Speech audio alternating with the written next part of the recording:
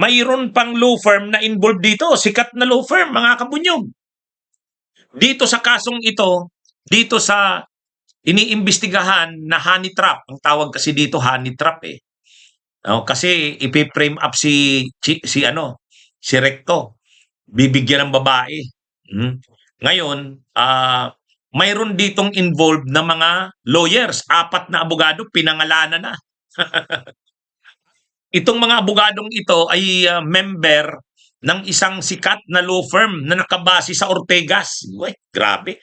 Kaya grabe nang nasasangkot dito, mga kabunyog. Ano naman ang papel nitong mga abogado? Kung gagawin kasi ganito, yung mga babae, kung hindi man daw sila ma-frame up kay Recto, kasi mahirap din na i-frame up si Recto, anong gagawin?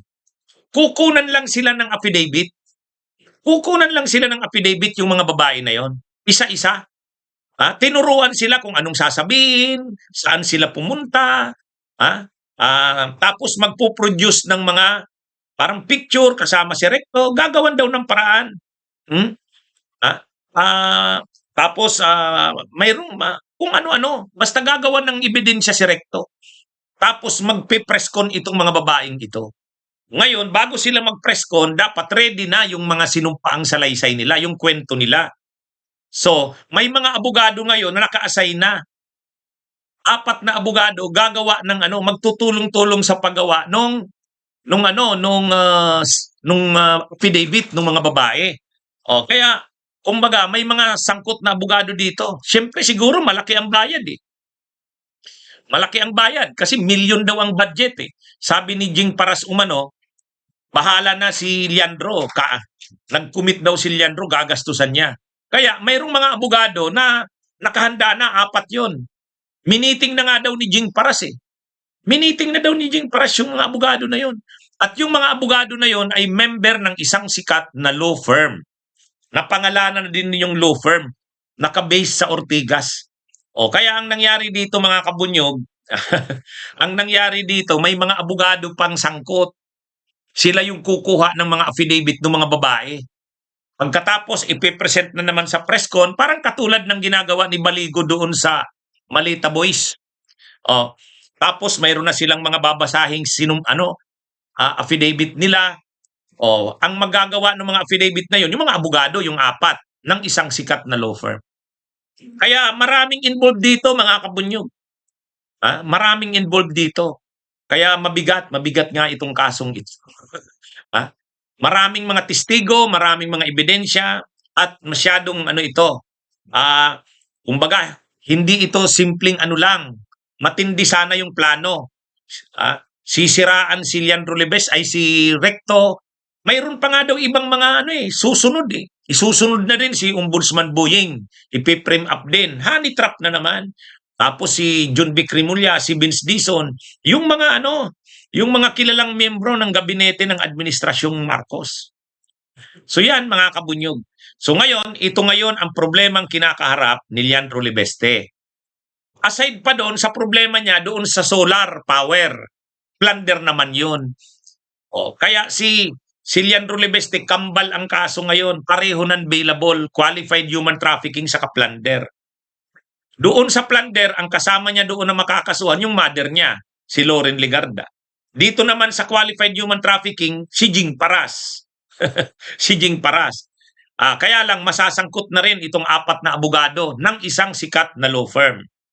Kaya matindi to, mga kabunyog. Matindi to. Ang sabi pa naman ni Director Matibag, hindi nila ito tatantana. Tuloy-tuloy daw ito. Tuloy-tuloy. Iimbestigahan talaga nila yan. Hindi nila pwedeng palampasin yan. Kaya si Leandro Libeste at si Jing Paras ay subject ngayon ng investigasyon ng NBI. Kaya lang hindi nga sumipot si Leandro Libeste. Kung hindi ka naman guilty, bakit ka hindi sisipot? Ako minsan pinatawag na rin ako ng NBI noong after nung eleksyon, May 14, 2025. Pinatawag ako. Ang sabi ng NBI, inciting to sedition daw ako. Kasi daw ang mga komentaryo ko kontra sa gobyerno. Pagpunta ko doon, hindi ko rin alam kung alin yung mga ginawa kong vlogs na kontra sa gobyerno. Pagdating ko doon, saka lang sa akin pinakita yung mga vlogs ko.